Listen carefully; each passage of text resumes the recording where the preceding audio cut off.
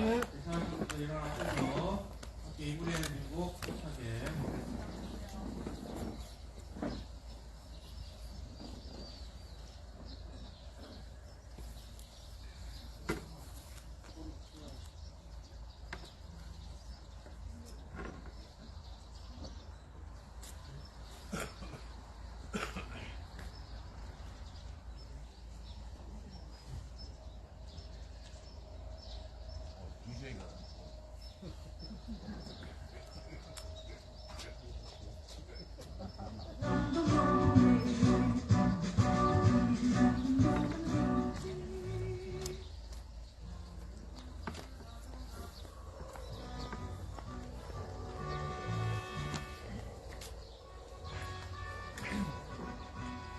사랑도 명예도 이름도 남김없이 한평생 나가자도 뜨거운 맹세 동지는 간대없고 이 발만 낚여 새날이 올 때까지 흔들리지 말자. 세월을 흘러가도 산천을 한다. 깨어나서 외치는 뜨거운 함성 앞서서 나가니 산자여 따르라. 앞서서 나가니 산자여 따르라.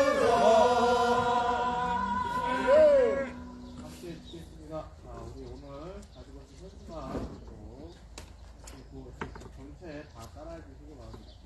이 땅은 미국의 전쟁기지가 아니다. 이 땅은 미국의 전쟁기지가 아니다. 한반도 평화 위협하는 주한미군 철수해라. 한반도 평화 위협하는 주한미군 철수해라. 사드 가구 평화오라. 사드 가구 평화오라. 사드 뽑고 평화심자. 사드 뽑고 평화심자.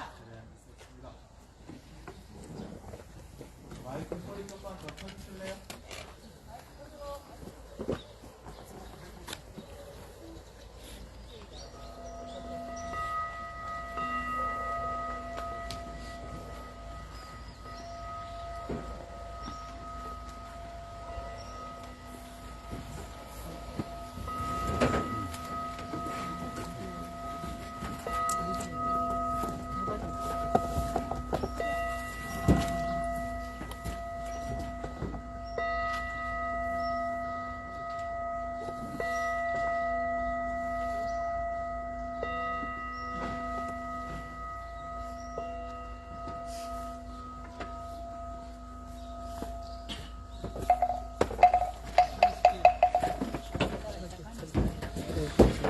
줄 평화기도문 전해드리도록 하겠습니다. 조금만 더 켜주세요.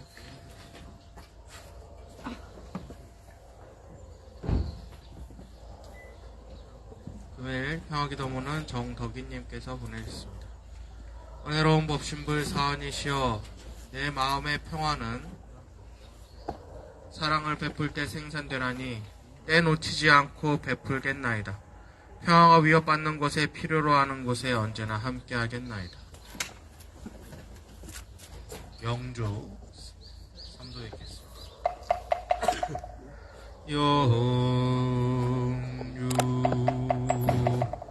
천지영기야 심정만사유야 심정 천지와 동일체 하여 천지동심정 천지용기야 심정만사유야 심동 천지와 동일체하여 천지동심정 천지용기야 심정만사유야 심동 천지와 동일체하여 천지동심정.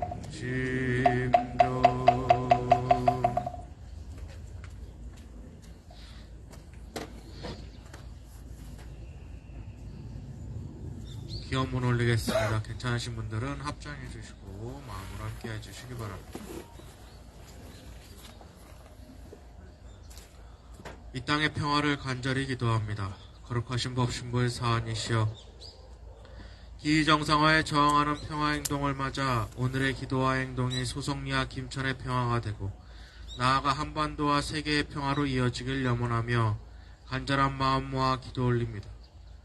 거룩하신 법신부의 사안이시여, 전세계의 어리석은 지도자들로 인해 우크라이나와 러시아 그리고 이스라엘, 팔레스타인 그리고 이 대한민국 땅 등 전세계의 민중들이 전쟁의 고해로 쏟아져 들어가고 공정과 정의라는 단어가 그 어느 때보다 그 의미가 퇴색되어가는 요즘입니다. 하지만 기쁜 어두운 밤 가운데에도 찬란한 아침의 밝음이 자라나고 있음을 알고 있기에 오늘도 우리는 우리가 만들어낸 평화의 숲을 위해 한 줄기 더 평화의 뿌리를 뻗어내립니다. 법신부의 사안이시여, 돌아보면 우리가 싸우고 있는 것은 한가사드라는 미국의 무기가 아니었습니다. 그것은 70여 년 묵은 분단의 역사이며 수백 년 묵은 제국주의 역사였습니다. 그리고 생명의 연대를 끊어내어 내 삶의 주인 정신을 빼앗으려 하는 모든 권력들이었습니다. 정산종사께서 선천기운이란 새 시대에 어긋나는 정신이니 지난해의 묵은 잎은 어쩔 수 없이 떨어지고 새해 새 잎이 득세를 하는 것 같이 이 기억이나 미신 등 과거 시대의 묵은 정신은 결국 새 세상에서는 발붙일 것이 없게 되리라 말씀하시었습니다. 상대를 죽이고 자신만 살아남으려는 이 기억으로 만들어낸 분단과 제국주의, 남을 지배하려는 부당한 권력의 역사는 결국 상생과 평화가 실천되는 시대에 발붙일 것이 없음을 마음에 새기며 우리가 새로운 평화의 역사를 만들어갈 것을 다짐합니다. 자비로 함께 하시는 법신부의 사안이시여, 소송리와 김천의 평화를 기도합니다. 한반도의 평화를 기도합니다. 이 땅의 평화가 깨어진 모든 곳에 다시 평화가 깃들기를 기도합니다. 여기 상처 입은 생명들이 모여 자주를 노래하고 연대의 춤을 추니 한량없이 큰 은혜를 내리시어 상생과 평화의 길로 쉼없이 나아가게 하소서. 한 마음 모아 간절히 비옵나이다.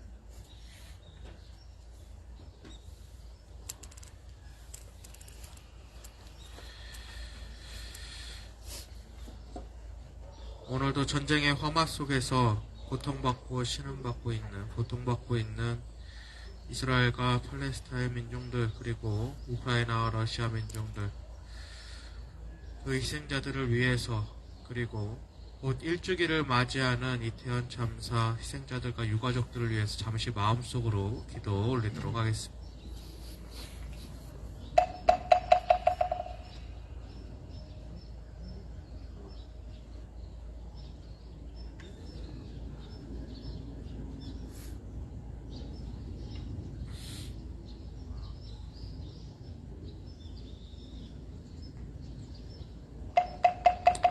영주 읽겠습니다.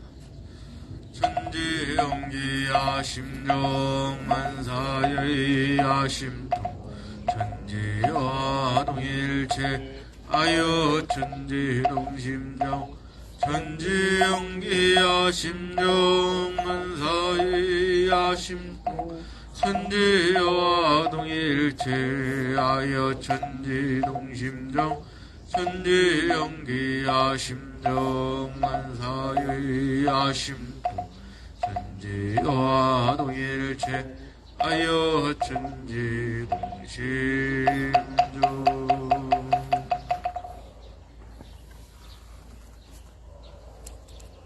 법문을 봉독해드리겠습니다. 중동전쟁의 상황을 들으시고 말씀하시기를 수천 년 동안 얽힌 업력이라 서로 해원해야 한다. 지금은 중동뿐 아니라 세계 모두가 해원하여 서로 풀어야 한다. 선전자나 선침자가 있어서는 아니 된다. 먼저 싸움을 거는 자나 남의 나라를 침략하는 자는 스스로 망할 것이다. 그렇지 않으면 진리가 아니다. 이상은 원불교 3대 종법사이신 대산종사님의 법어 법훈편 218장 해원장의 말씀이었습니다.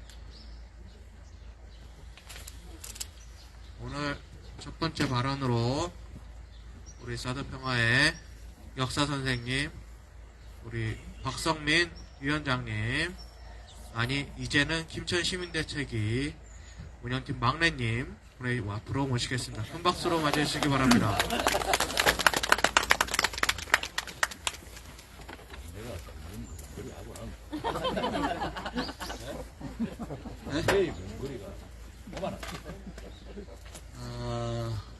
아이, 다치면 안 돼요. 제가 일주일 전에 그 뭐 꼴랑 한 30평 되는 텃밭 한다고 뭐 농약 같은 거 안 쓴다고 은행 달인물 하면 뭐 살충제 된다 그래갖고 그거 했다가 다 들다가 허리 삐끗했는데 주사 맞았는데도 이게 낫지를 않아요. 그래서 다치시면 안 돼요, 언니들.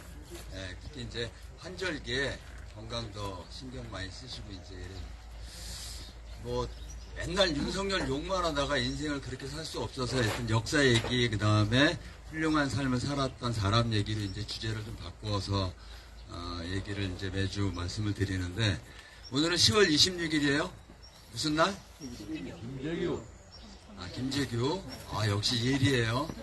박정희 뒤진 날이지만 오늘은, 김재규 얘기를 하려고. 박정희 얘기는 뭐 너무 많이 들었잖아. 그죠?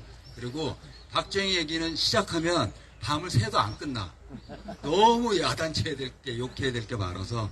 그래서, 박정희, 김재규, 79년 10월 26일 날 있었던 그 일은 2005년에 개봉한 그때 그 사람들 영화가 있어요. 그걸 보시는 걸로.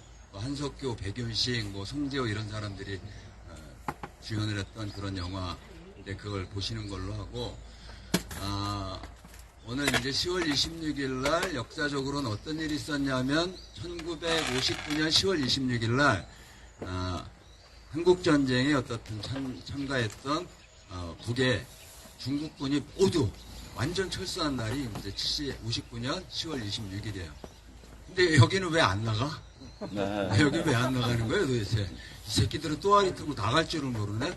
아니 나가는 건 둘째 치고 더 잡아먹으려고 하여튼 지금 난리를 피고 있는 그런 상황. 거기에다 그거를 역대 어느 정권보다 가장 보장을 많이 하는 그런 뭐 지난번에도 말씀드렸는데 북과 러시아가 정상회담 할 때 뭐 러시아의 핵기술을 받고 뭐 무기를 준다 이거 저는 별로 그렇게 생각이 잘 안 돼요. 왜냐하면 북이 우리나라 남쪽보다 탱크가 더 많다고 하는데 그 탱크의 다수가 한국전쟁 때 쓴 거예요. 움직이지도 않는 탱크들이라고. 개수는 더 많아도 아무짝에도 쓸모없는 그런 무기를 러시아에 준다? 그건 별로 말이 안 되고 오히려 지난번 말씀드린 대로 북과 러시아가 4년 만에 정상회담을 한 건 한미일 동맹으로 미친 듯이 달려가니까 이거를 맞상대하는 뭐 이런 걸로 봐야 되지 않냐 이런 이제 분석들이 많고 또 하나는 김정일 국방위원장 때 주한미군 철수를 용인한 적이 있어요.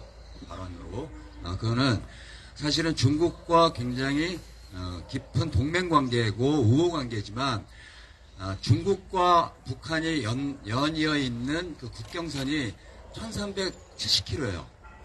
그건 상대적으로 북의 영향력을 중국이 행사하고 있는 거로부터 벗어나려고 하는 북의 이제 그런 노력들이 있다고 하는 여러 가지 평가들도 있는 터.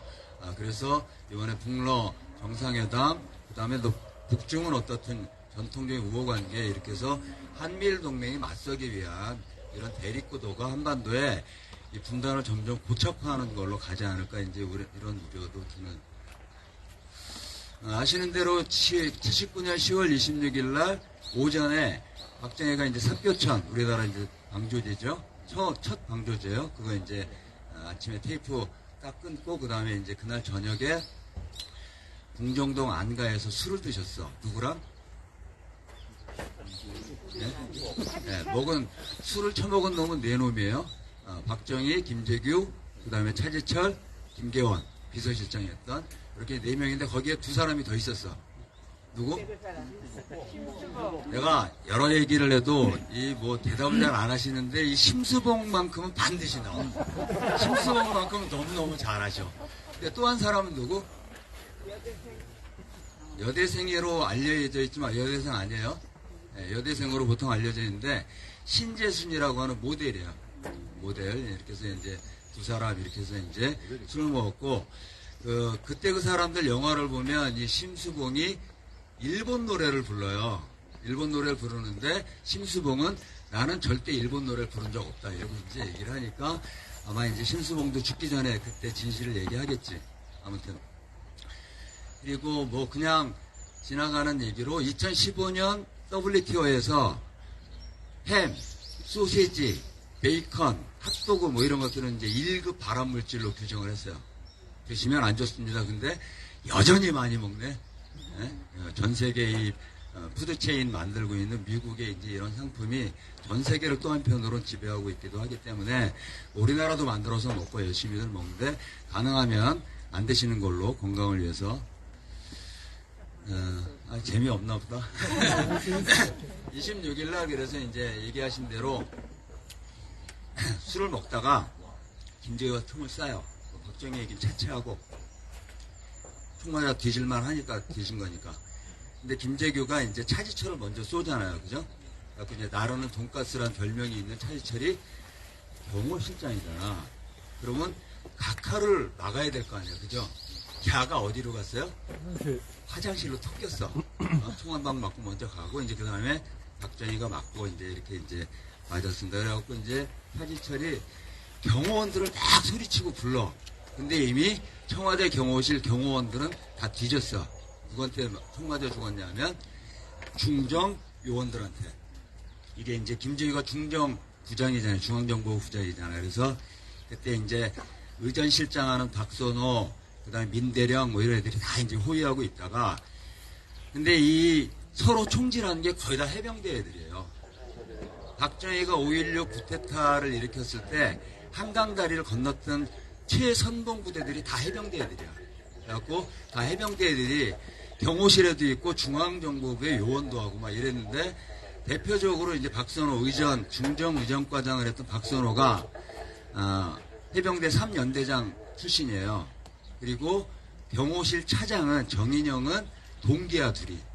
그래가지고 이제 어쨌든 박정희가 이제 총 맞은 거 몰랐어요, 얘네들이. 뭔가 총소리가 나고 막 이러니까 이거를 이제 뛰어오고 이러니까 이제 중정 요원들이 총을 겨누는데 정인영한테 박선호가 야, 같이 살자 이러는데 정인영이 총을 끄내.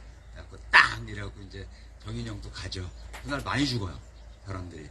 많이 이제 죽었는데, 김재규는 1924년생이에요. 그래서 보니까 김재규를 장군으로 지칭하면서 김재규를 추모하는 이런 사람들도 꽤 있더라고요, 보니까. 네? 뭐 박정희 주인 그런 거사를 한 것 때문에. 근데 뭐 거기에 저는 뭐 동의하긴 그렇고, 김재규가 저질렀던 팩트만 그냥 몇 가지 얘기하면 1979년에만 있었던 일. 8월 11일 날 YH 여성 노동자들이 신민당사 농성할 때 이걸 진압하는 거 최종 결제를 누가 했을까? 중정이 한 거예요. 움직이는 건 경찰들이 움직였지만 이런 국내 정치와 모든 권력기관의 최우선에 있던 중정이 다 이제 이거를 컨트롤하는 때였고, 아시는 대로 중정은 또 하나의 권력기구였어요. 국가 같은. 그래서 얘네들은 모든 기관원이 학교, 언론 다 장악하고 사무실도 따로 차리고 있었고, 판사들도 중정이 적어준 거 판결 읽는 게 박정희 시대였단 말이에요. 네. YH 여성 노동자들을 진압하고 그 과정에 김경숙 열사가 의문의 죽음을 당하고, 이거 다 김재규가 중앙정보부 시절에 했던 거야. 그거에 항의했던 김영삼을 10월 4일 날 의원직 제명한 것도 누가요? 중정이 한 거야. 그리고 10월 7일 날 나르는 돈가스는 김영욱이구나, 별명이. 김영욱을 죽여요, 중정이. 근데 이것도 누가 한 거야? 중정이 한 거야. 그 이전에 78년에 2월 21일 날 동일방직, 우리나라 한국노동운동사 지난번 말씀드린 대로 민주적인 여성 대의원들한테 부사대를 동원해서 똥물을 퍼먹이고 이랬던 이 사건도 다 중정 때 있었던 일들이에요. 그러니까 박정희에 대해서, 유신에 대해서 회의를 느끼고 뭔가 불만을 얘기하고 이런 기록들은 많이 있지만, 결국 김재규는 박정희가 저질렀던 공작정치의 최선봉의 최후 보루로 있었던 놈이에요, 결국. 그래서 이 김재규는 1924년생이야. 그래서 4월 9일 날 태어났는데, 여기 선산이에요, 고향이. 고향이 선산인데, 여러 기록을 보면 박정희 고향 후배로 돼 있어요, 그냥. 그래서 이제 근데 나이는 박정희랑 7살 차이인데 6사 2기 동기예요, 또 박정희하고. 그래서 이제 43년에 이제 김재규가 안동 농림학교를 졸업하고 일본 해군의 비행 편대 연습생으로 뽑혀가지고 비행기 훈련하고 이제 소위 임관 받으려고 그러네. 딱 해방돼가지고 국내로 들어와요. 귀국해가지고 지금의 이제 육사 2기로 이제 들어가서 49년 말에 이제 46년 말에 제대를 하는데 부대 내에 있었던 그런 사망 사건을 책임져가지고 김재규가 잠깐 면직돼가지고 뭐를 하냐면 김천하고 연관이 있어요. 김천중학교 교직 생활을 잠깐 해. 김재규가 그렇게 하고 대구에 있는 대륜중학교 교직 생활도 잠깐 하다가 이제 다시 군대 이제 복귀를 이렇게 이제 하죠. 그리고 이제 김재규 성격이나 그 사람의 이제 뭐 얘기와 관련해서 온순한데 불의를 잘 못 참는다는 그런 이제 기록들이 쭉 있어요. 그래서 이제 일제 순사하고 맞붙었던 기록도 있고, 자, 국방경비대 시절에 자기 부하를 미군이 체포하려고 하니까 칼 빼들었다가 면직되기도 하고, 뭐 이랬던 이제 기록들도 있어요. 그러다가 이제, 57년에 육군대학 부총장을 할 때인데, 그때 이제, 부사단장을 할 때, 사단장의 비리를 못 참아가지고 계급장 띄고 이제 사단장하고 붙으려고 하는데 이종찬 당시에 육군대학 총장이 말려.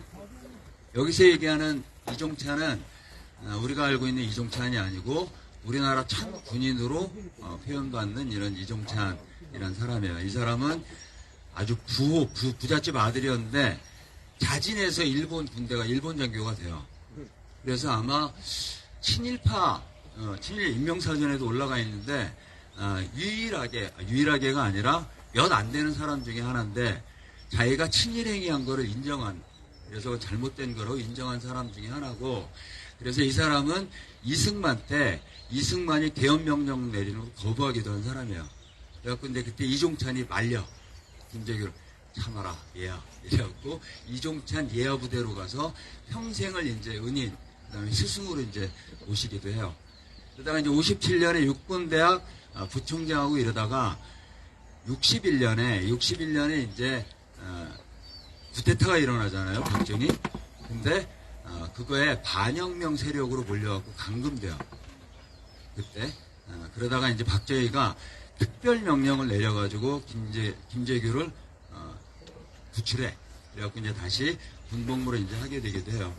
유명한 일화가 하나 있는데 이종찬, 김재규 그리고 세 사람이 4.19가 터진 다음에 술자리가 있었는데 그때 울분을 토하는 사람이 하나 있었어요. 총칼을 누구에게 쓰라고 준 건데 어디 학생들에게 겨누냐 이런 막 울분을 토했던 사람. 이종찬과 김재규와 또 한 사람 술 먹었는데 이 사람이 얘기했는데 이게 누구예요? 박정희랍니다. 박정희래. 그러다가 이제 1년 있다가 얘가 쿠데타 일으키잖아. 그래갖고 이제 김재규가 그거에 이제 반발을 했던 모양이에요. 그래갖고 이제 반혁명세 교육으로 감금됐다가 또 박정희가 김재규를 끔찍하게 챙겼어. 그래갖고 이제 다시 군대에 이제 이러고 와가지고, 그 다음부터 부대 국회의원들의 건설부 장관들, 그 다음에 76년부터는 중앙정보부 최고 자리에 이제 앉는 이렇게 박정희와 정치적인 인생 괴를 같이 해요. 아주 유명한 일화가 하나 있는데 74년 11월 17일로 기억하는데 남해 고속도로 있어요. 남해 고속도로 가면 남해 고속도로 건설 비문이 있어요.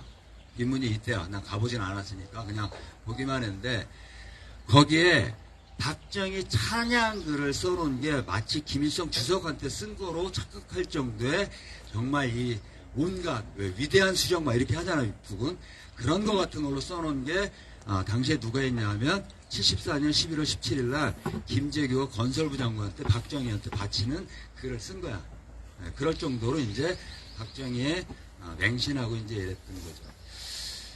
근데 그때 그 사람들이 영화를 보면요. 어설프기가 이를 데 없어. 국가 권력의 최고, 그 다음에 18년 철권 통제를 했던 박정희를 죽이는데 뭔가 계획도 어설프고, 그래갖고 이제 모여갖고, 옛날에 본 영화를 어떻게 기억을 잘하냐고 오늘 얘기하려고 어저께 그때 그 사람들 다 써요. 그래갖고 박정희 죽고 난 다음에 회의를 막 해. 그럴 때 이제 백윤식이 이제 김재규 역할을 했는데 얼마 전에 글라이스틴 주한미군 대사를 만났다 이 얘기를 해요. 그러니까 다들 미국도 동의한 거란 말이야? 막 이런 얘기도 하고 막 이런 게 나와요. 근데 그 얘기에 대해서 박정희 죽고 난 다음에 글라이스틴이 별 미친놈 같은 소리 막 이러고 이제 얘기하는데 2011년 1월 18일 날 재미 교포 중에 그 비망록들 있잖아요. 미국 비밀 문서들. 이거를 이제 공개한 걸 했는데 거기에 보면 10월 26일 날 오후 2시에 박정희 총 쏘기 전에 김재우가 글라이스틴을 만났다는 기록이 있어요. 근데 이제 당시에 그런 얘기들 많이 하죠. 이미 박정희는 미국과의 관계도 안 좋고 그래서 이미 철권 통치, 독재 이런 것 때문에 몰락의 길을 걷고 있었기 때문에 망할 수밖에 없었다 이런 얘기들 들으셨죠. 근데 저는 그렇게 동의가 잘 안 돼요. 왜냐하면 박정희는 4.19 때 이승만이 쫓겨 내려간 거하고 다르게 노쇠하지도 않았고 군을 장악하고 있었어요. 이게 쉽지 않은 그런 조건이었는데 어떻든 김재규가 박정희를 죽임으로 해서 많은 생명을 구한 건 맞죠. 서중석 교수가 그렇게 썼어요.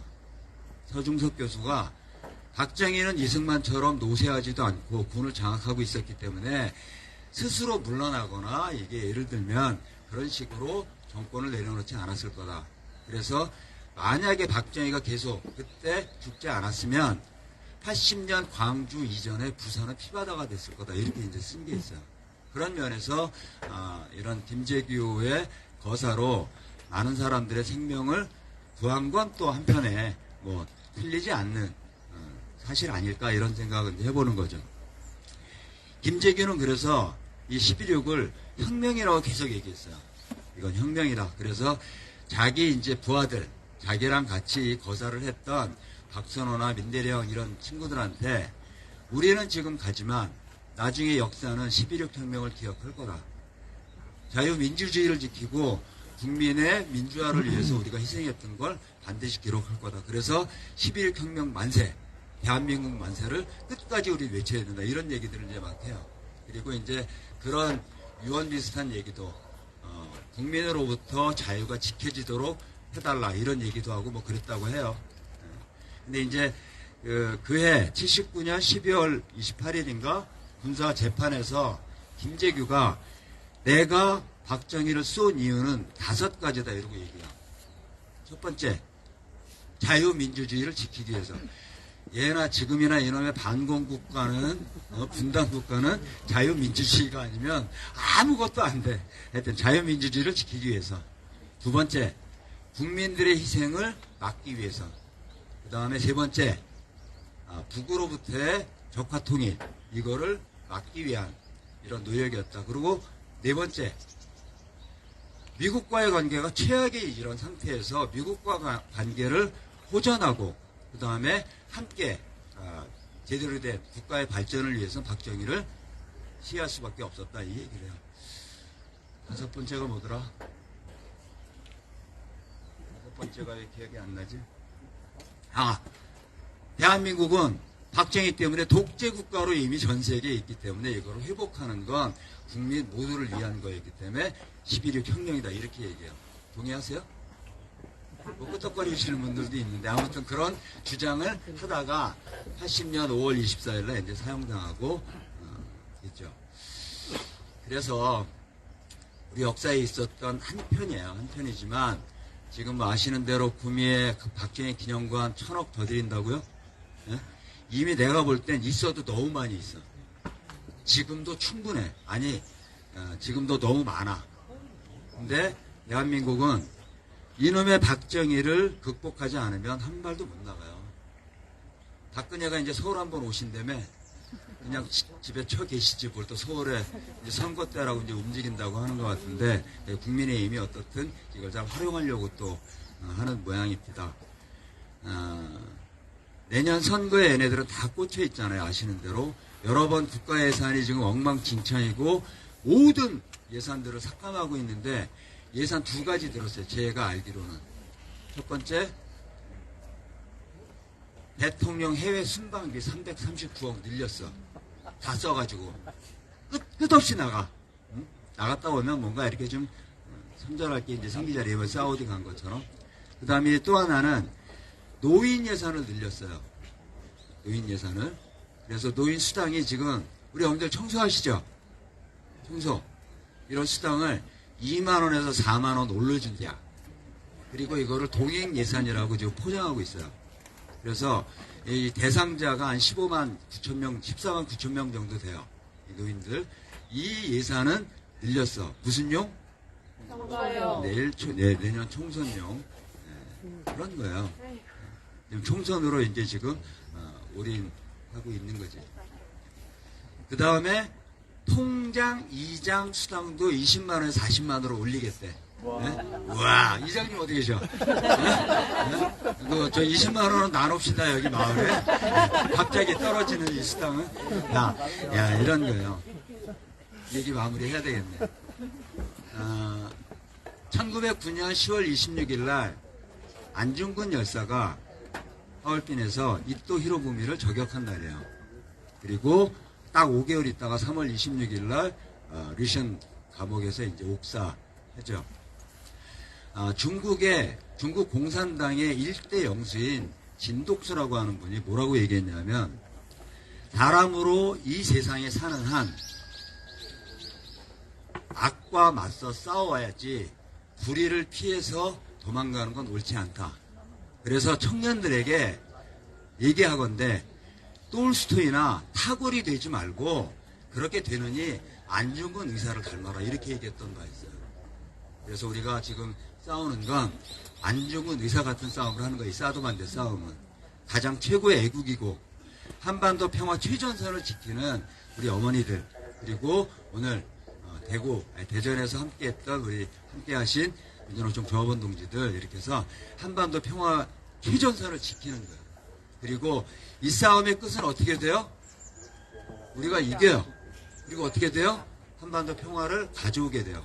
그 평화를 디딤돌로 통일로 나가는 이 길을 여는 이 싸움을 우리가 하고 있는 거고, 우리가 매 시기 많은 역사를 돌아보면서도 늘 우리가 서 있는 지금 자리가 가장 중요하고, 그리고 그 자리에서부터 새로운 역사를 쓴다고 하는, 그리고 평화를 반드시 만든다고 하는 이런 자신감, 신념을 가지고 오늘도 열심히 싸웠으면 좋겠습니다. 그렇게 하실 수 있죠? 네. 사우드 뽑고 평화 심죠? 사우드 뽑고 평화 심죠.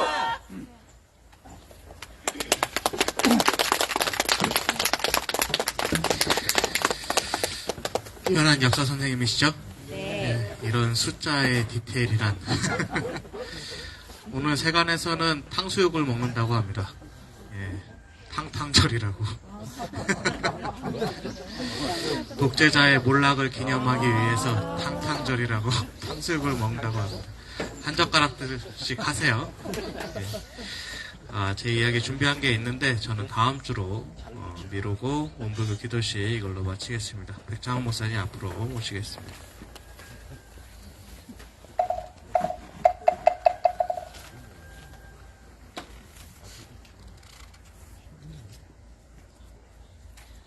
성서 말씀 읽겠습니다. 마가복음 13장 말씀입니다. 황폐하게 하는 가증스러운 물건이 서지 못할 곳에 선 것을 보거든 읽는 사람은 깨달아라. 그때에는 유대에 있는 사람들은 산으로 도망하여라. 지붕 위에 있는 사람은 내려오지도 말고 제 집 안에서 무엇을 꺼내려고 들어가지도 말아라. 들에 있는 사람은 제 겉옷을 가지러 뒤로 돌아서지 말아라. 그날에는 아이벤 여자들과 젖먹이가 딸린 여자들은 불행하다. 이 일이 겨울에 일어나지 않도록 기도하여라. 그날에 환란이 닥칠 것인데 그런 환란은 하나님께서 세상을 창조하신 이래로 지금까지 없었고 앞으로도 없을 것이다. 주님께서 그 날들을 줄여주지 않으셨다면 구원받을 사람이 하나도 없을 것이다. 그러나 주님께서는 주님이 뽑으신 선택받은 사람들을 위하여 그 날들을 줄여주셨다. 아멘.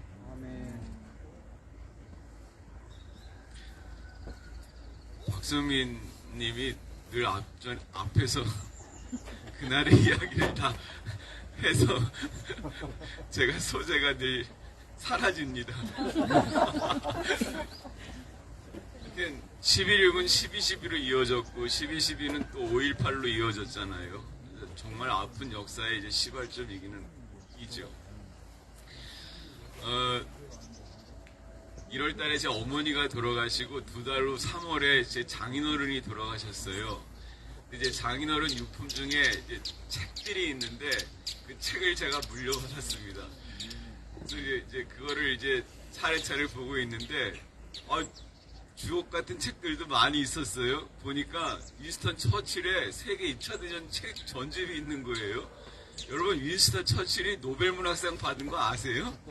그 윈스턴 처칠 영수상이 필력이 좋아요. 네, 그래서 노벨 문학상을 받았어요. 노벨 평화상을 받은 게 아니라 그런 사람이 쓴 이제 세계 2차 대전 전집 회고록이 이제 있는 거예요. 그래서 그걸 제가 이제 독파할 생각인데 그 전에 어느 인문학자의 6.25라는 책이 딱 있더라고요.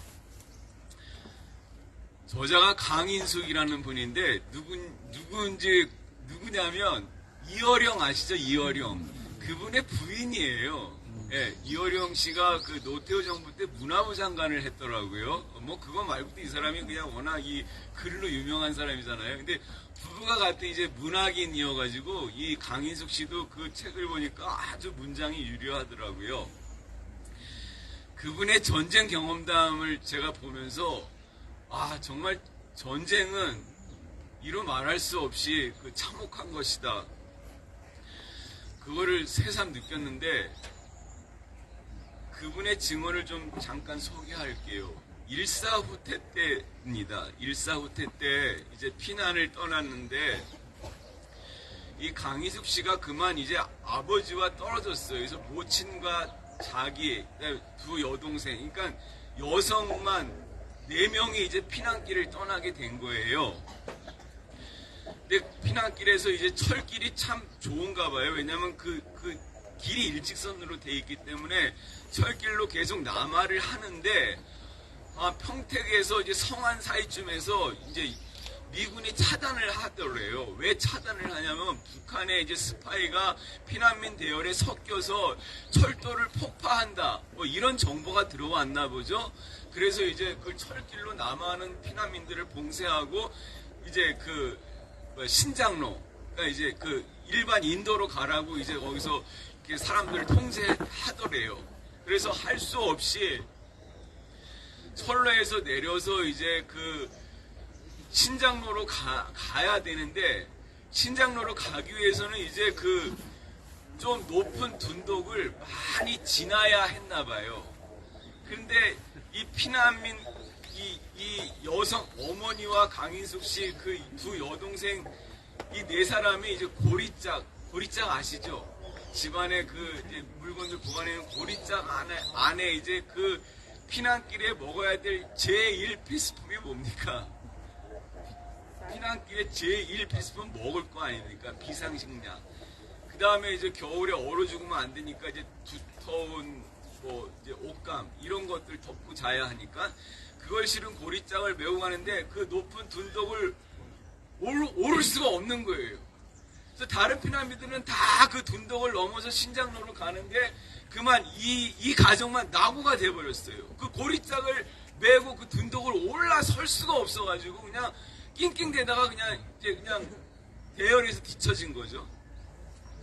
그렇게 둔덕을 넘어선 피난민들이 드디어 이제 신장로에서 이제 길을 가는데 일사후퇴 때 이거 한겨울이잖아요. 얼마나 추워요. 그래서 아주 있는 대로 이제 땔감들을 구해서 이제 다들 이제 화토불을 피운 거예요. 그 신장로 위에서. 그러니까 밤에는 그 전쟁 피난 상황이 아니고 그냥 그 불만 보면 아주 캠프파이어 축제하는 것처럼 멋있잖아요. 예? 그냥 그 신장로 쭉 사람들이 모두 다 이제 그 화토불을 피우면서 이제 몸을 녹이고 있는 게 이제 밤에 보기에는 얼마나 멋있어요.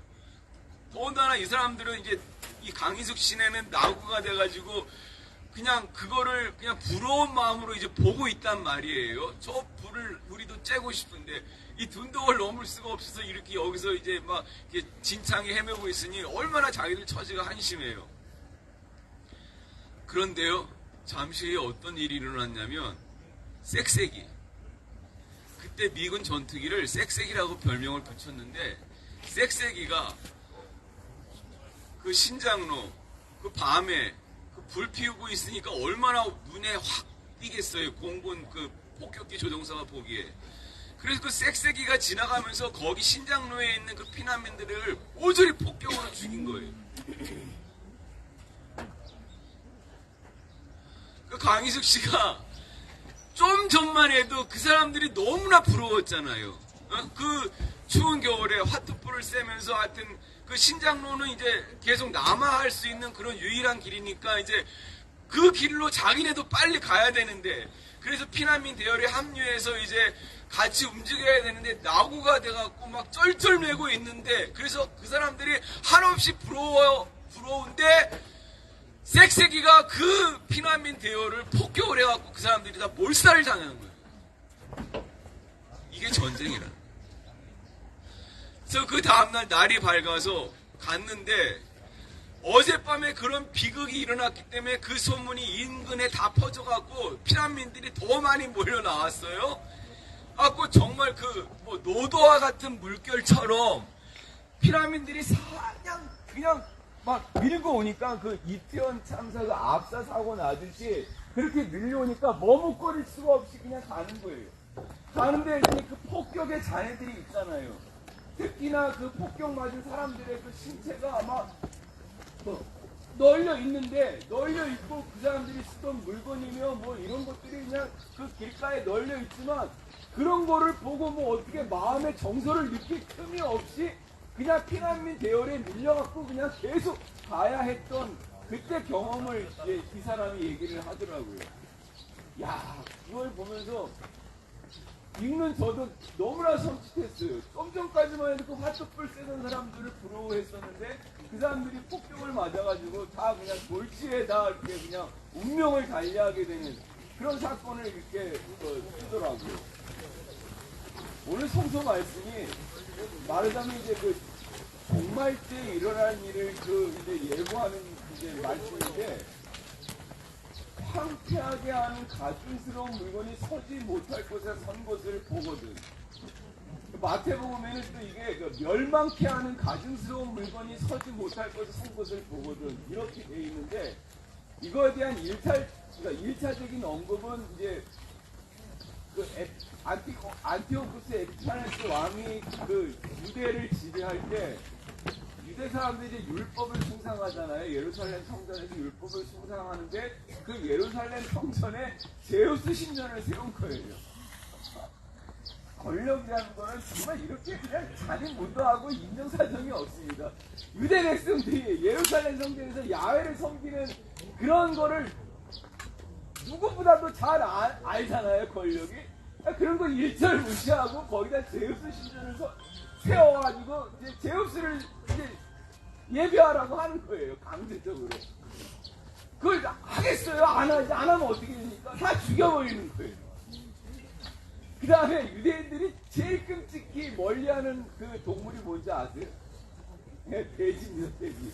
돼지고기는 먹으면 안 되는 고기인데 거기서 돼지고기를 먹이게 해요. 먹게 해요. 먹겠어요? 안 먹지? 안 먹으면 또 다 죽여버리는 거예요. 그런 이야기가 마카베오서에 아주 자세하게 나옵니다. 어미가 보는 앞에서 큰 아들부터 차례대로 돼지고기 안 먹으니까 차례대로 죽여버려요. 어미가 있는 앞에서. 그래서 항쟁이 일어나는 거예요. 결국 그 항쟁이 유일하게 이스라엘 전체 역사에서 유일하게 독립을 안겨줬던 그 시대이기도 합니다. 하스몬 왕조라고. 예. 이기도 하는데, 이 멸망하게 하는 가증스러운 물건이 서지 못할 것에 선 것을 보거든. 그때 이제 재앙이 임한다는 건데, 이게 유대 백성에게는 이제 그런 안티오코스 에피파네스 왕조 때 그런 일이긴 하지만, 이게 뭐 성서 말씀이 비단 또 그때만 국한하는 건 아니잖아요.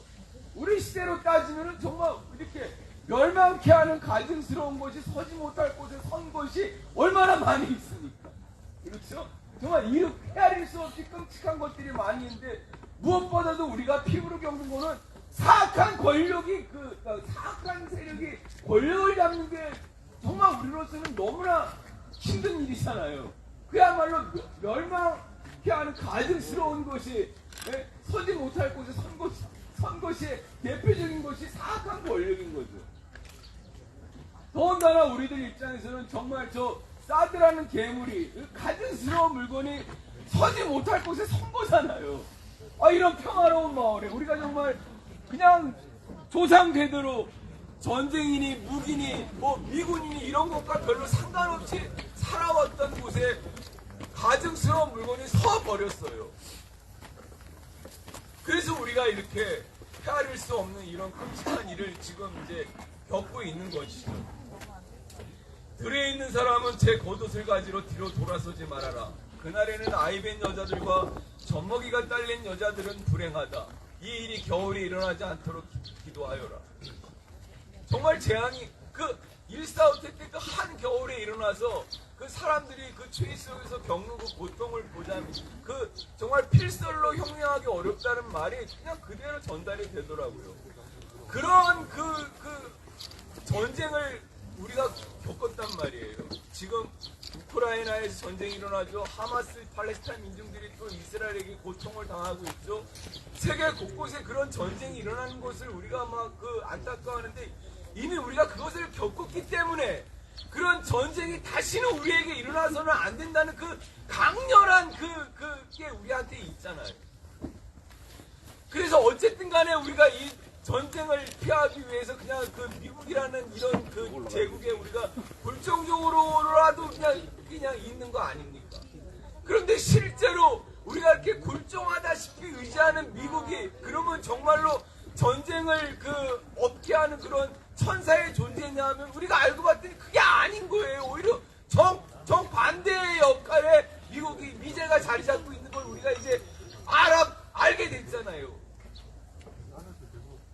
미국이 벌이는 그 세계 곳곳에서 벌이는 그 온갖 패권적인 그런 행태가 오히려 전쟁을 유발하고 그 지역 갈등을 더 촉발시키고 그래서 사람들에게 더 이렇게 혐오감을 일으키게 하고 무기 대결을 일으키게 하는 장본인이 또 미제 아닙니까? 제가 요즘 그 찰머스 존슨이라는 사람이 쓴 제국의 슬픔이라는 책을 읽고 있는데 그러니까 미 제국의 이제 군국주의, 그 군사주의에 대해서 말하는 책인데, 제가 이제 다 읽으면 그 책들의 일부를 좀 소개해 드릴 텐데요. 미국의 펜타곤은 아까 중앙정보부가 별도의 그냥 그 독립국으로 이제 그런 그 독재를 했다고 말하는 것처럼 미국의 펜타곤은 미국의 행정부랑 별도의 조직이더라고요. 그냥 펜타곤이 그냥 자기들 그냥 독자적으로 하고 싶은 거를 합니다. 미국 대통령이나 의회나 이런 승인을 받아야 되고 거기에 견제를 받아야 된다는 거는 이제 헌법상에 행정 조직상에 나와 있는지 모르지만 실제 펜타곤은 자기네들이 하고 싶은 걸 그냥 자기들 마음대로 하더라고요. 네. 그런 실상 속에서 이제 우리가 이렇게 사드 때문에 여기서 이제 고통을 받고 있는 거 아니겠습니까? 그러니 이런 사실들을 우리가 다 접한 결과가 뭡니까? 여하튼 간에 이런 그 멸망의 가증스러운 물건이 이런 것에 있지 않게 하는 게 우리가 할 일 아니겠습니까? 이런 것들을 제거하는 게 우리가 할 일입니다. 이런 것들을 몰아내고 기어이 우리가 원하는 평화를 세우는 게 우리가 할 일 아니겠습니까? 맞습니다. 예, 정말로 그렇습니다. 여러분, 이 제국이 정말 오래 갈 것 같지만 그렇지 않아요. 지금 이 제국이 오래 못 갑니다. 아메리카 영화를 본 그 분들의 얘기를 들어보면 제국이 무너질 날이 얼마 남지 않았습니다. 제가 화요일날 계시록서 말했잖아요. 무너졌도다 바빌론이 무너졌도다. 미국이 무너졌도다. 예, 그렇게 영원할 것 같은 제국들이 다 무너져 버립니다. 미 제국이라고 예외가 아닙니다. 그 무너지는데 저절로 무너지지 않고 우리가 끊임없이 그 미국 제국에 대해서 규탄하고 투쟁하고 저항할 때 그런 것들이 돌개바람이 돼서 제국을 무너뜨리는 그런 원동력이 될 것이라고 생각합니다. 아멘. 그 날을 우리가 기쁘게 맞이하기 위하여 또 그날을 우리가 부끄럽지 않게 맞이하기 위하여 우리가 오늘도 가열차게 투쟁에 나가야 하지 않겠습니까? 네. 투쟁! 네. 전쟁을 막고 평화를 지키기 위한 우리 주민들의 정의롭고 평화로운 집회에 대하여 경찰은 반항하지 말고 평화적 집회를 보장하시기 바랍니다. 사드는 침략이다. 사드는 침략이다. 침략행위 중단하라. 침략행위 중단하라. 불법사드 철거하라. 불법사드 철거하라. 비지공사 중단하라. 비지공사 중단하라. 침략행위 돕고 있는 침략행위 돕고 있는 경찰 병력 철수하라. 경찰 병력 철수하라. 소성리는 평화의 땅이다. 소성리는 평화의 땅이다. 소성리 평화 가로막는 소성리 평화 가로막는 경찰 병력 철수하라. 경찰 병력 철수하라. 예, 오늘도 우리는 소성리 마을길에 평화로운 집회를 하고 있습니다.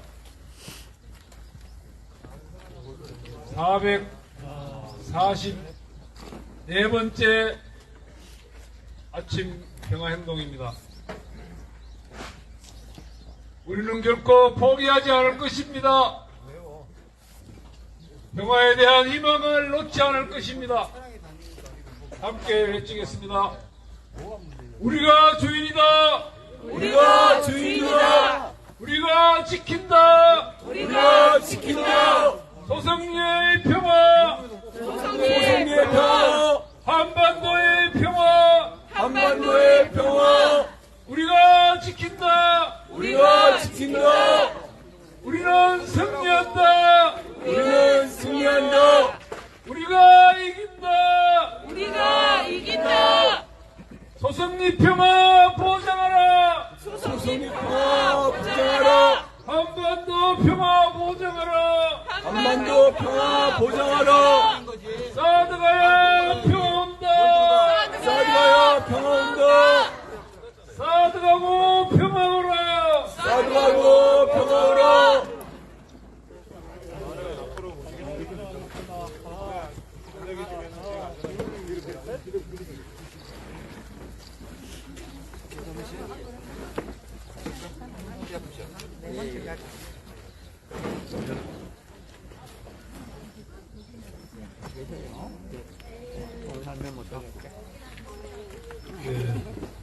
우리는 오늘 역사 속에서 민의를 저버리고 독재를 일삼는 정권의 종말이 어떻게 되는지를 배웠습니다.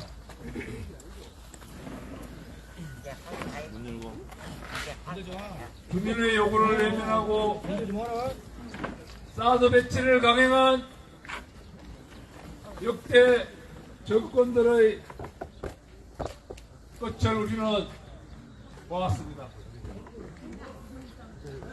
사드가 배치되고 세 번의 나들을 빼. 정권이 바뀌었습니다. 나들을 빼. 하나같이 미국에 굴종하고 주민의 요구를 외면하고 오직 국가 폭력을 동원하여 사드 배치를 강행하고 있는 정권들을 우리는 한 목소리로 규탄해 왔습니다. 사드 배치 반대하고 이 땅의 평화를 지키려는 우리의 정당한 요구는 그 어떤 공권력과 폭력으로도 나간 다음에. 꺾을 수 없습니다. 우리는 끝까지 포기하지 않고 불법 사드, 미국 사드, 전쟁사들을 철거시키기 위하여 평화적인 행동을 이어갈 것입니다. 함께 해주시겠습니다. 불법사도 철거하라. 기지공사 중단하라. 육로통행 반대한다. 조선님 유군 물러가라. 경찰병력 철수하라. 사드가야 진짜 평화. 사드가고 평화오라. 사드는 침략이다. 침략행위 돕지 마라. 침략행위 돕고 있는 0419 돌아가라.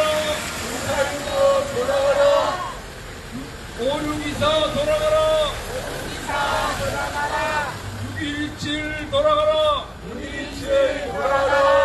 0307 물러가라. 0973 돌아가라. 오늘은 목요일인데도 차량의 공이 끝이 없습니다. 무역행위 중단하라. 1499 돌아가라. 침략행위 돕지 마라. 0980 돌아가라. 0419 돌아가라.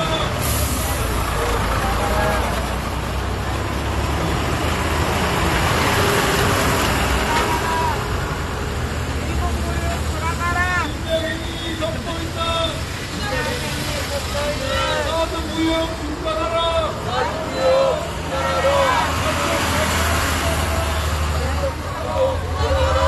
구룡공도 돌아가라. 기지공사 중단하라. 불법공사 하지 마라. 사드 무역 중단하라. 8414 돌아가라. 매일 아침 이곳 사드 기지로 들어가는 공사 차량과 보급 차량들을 저지하기 위한 아침 평화 행동을 오늘도 이어왔습니다. 444번째 4가 3개 아침에 들어갈 차량의 일부는 들어간 것 같습니다.